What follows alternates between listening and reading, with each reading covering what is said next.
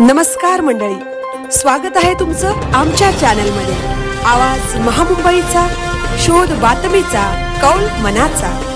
चला तर मग आमचे चॅनल लाईक करा, शेअर करा आणि सबस्क्राइब करा। धन्यवाद।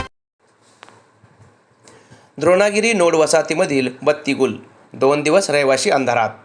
उरण तालुक्यातील द्रोणागिरी नोड शहरातील विद्युत पुरवठा खंडित झाल्याने या ठिकाणच्या रहिवाशांना 2 दिवस अंधारात चाचपडत राहण्याची वेळ आली आहे। एकंदरीत महावितरण विभागाच्या गलथान कारभारामुळे रहिवाशांमध्ये संतापाची लाट उसळली आहे।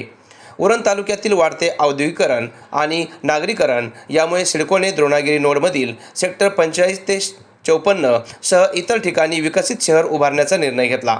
सध्या या ठिकाणी झपाट्याने नागरीकरण वाढत आहे, मात्र येथील रहिवाशांना नागरी सुविधा उपलब्ध करून देण्यासाठी सिडको प्रशासन अकार्यक्षम ठरत आहे।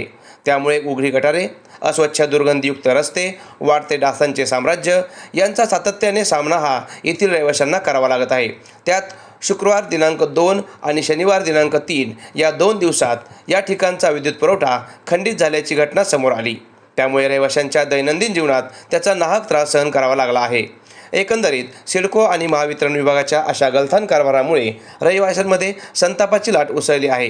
सध्या विद्युत पुरवठा सुरळीत झाला असल्याचे महावितरण विभागाच्याकडून सांगण्यात येत आहे। महामुंबई चॅनलसाठी अनंत नारंगीकर, द्रोणागिरी, उरण।